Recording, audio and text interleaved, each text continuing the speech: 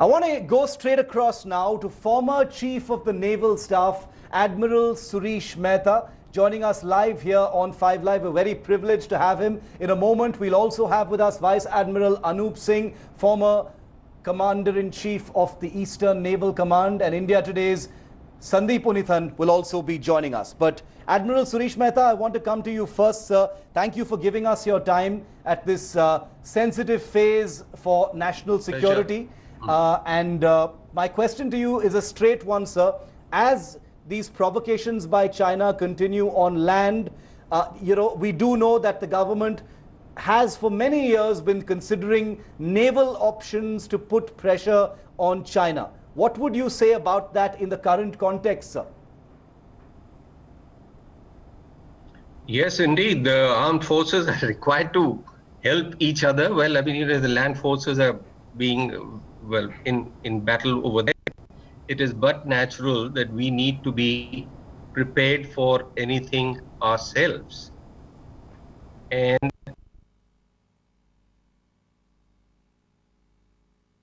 units have been given their directions as to what they should be doing.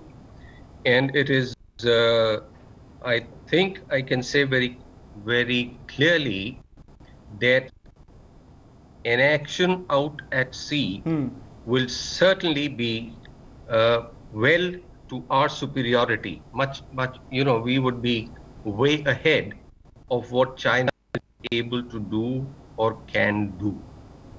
Of course, we can, I'm sure we'll come up to some other things later on as to their own building of their allies. We just talked about, Pakistan and Maldives and to some extent Maldives or Sri Lanka.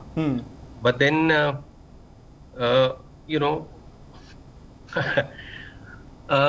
Sri Lanka, Hambantota, I think most of the people would know that there is a lot that has been sort of given away by the government over there. And they made a fool of them by giving them, a lease of some 100 years, and you will get your money after some 20 years or 25 years. And, till then the port is ours. Literally, Hambantota will be a proper full-fledged base for China, so to say, over here. Well, you also heard the term string of pearls. String of pearls is through the entire Indian Ocean, starting from here, going up to Gwadar over there. They got place in Gwadar. They got place in the African coast, having bought that full port over there, where they're, through the where the traffic from the northern side comes in, and they are also, so they do a lot of bullying for the smaller nations, which suppose they cannot do very much about, these smaller nations. But we are quite ready for it, I'm sure. Certainly, we have fairly modern weapons.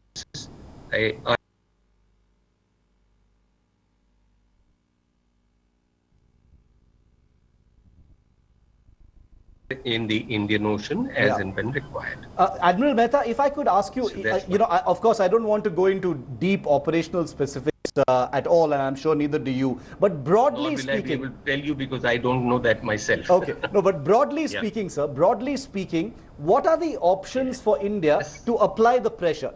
Short of any kind of kinetic action, nobody wants any, actual action, because we want our people to be safe. That should always be only the last resort. But short of kinetic action at sea, what kind of options does India have to apply the pressure? There are sea lanes of communication that we can dominate. We can threaten Chinese trade. We can create choke points for the Chinese and their access to the Indian Ocean. What would you say about that, sir?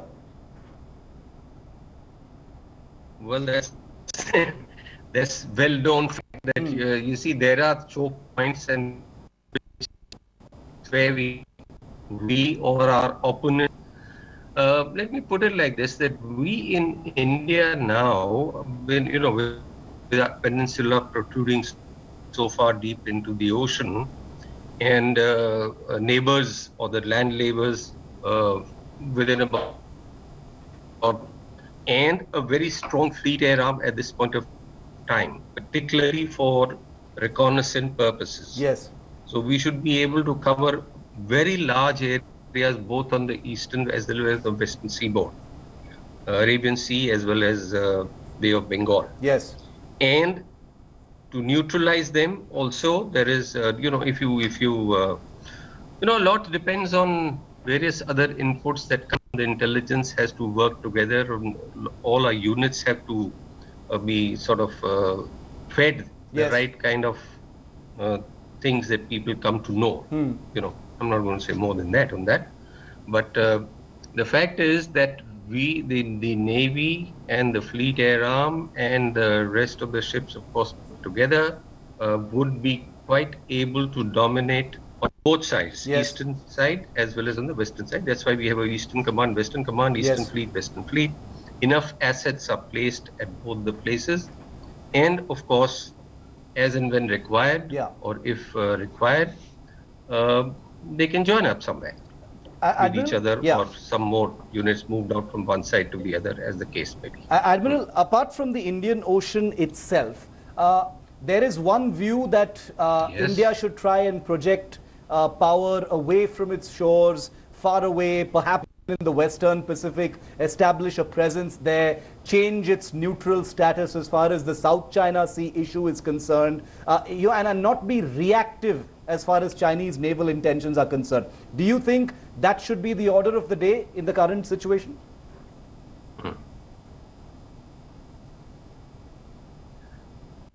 Well, that really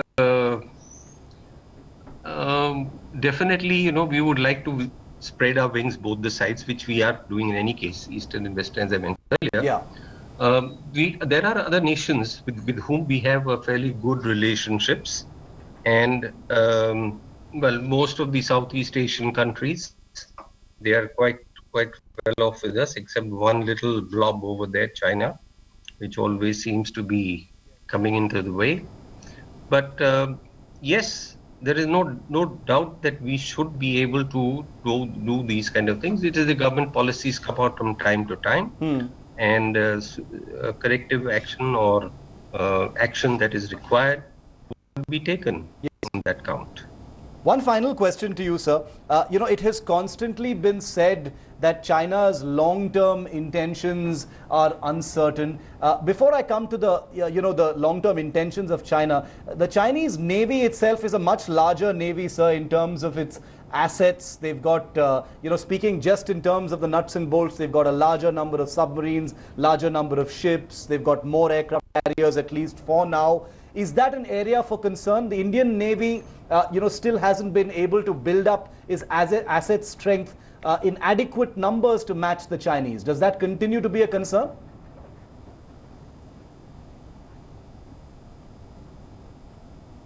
No, that's wrong. We are definitely enough for meeting the requirements that could arise. Okay. I will not be able to give you some information which is only I am privy to, which from my earlier tenures around. But the fact is that technology-wise, we are way ahead of them, both in terms of normal warships as well as the aircraft operators, carriers. It's quite ridiculous sometimes, and I visited some of them, and if they are where they are, we are quite easily going to overpower them in whatever case it might be, whether it be numbers or the weaponry. Okay. One final question before I thank you and let you go, sir, is where do you see this headed, sir, this current standoff? Do you think, we're seeing all the focus on the land border in Ladakh. Do you see the naval option being exercised in the current scenario? Well, I'm sure it is discussed in the fora that it is required to be discussed in Delhi between the armed forces together and the government. Certainly people will be prepared for that kind of a thing, that in case the situation does go a little out of hand, most of the other forces also included. We also have a very large air force, as you know. The Air Force. And the Naval Air Arm, of course, itself is able to reach wherever it is required to be. Absolutely. Admiral Sureesh Mehta, always a pleasure, sir. Good to see you again. Hello everyone, this is Rahul Kamal here. Hope you enjoyed this video. For the latest news and analysis, like and subscribe the India Today YouTube channel and don't forget to press the bell icon to stay updated.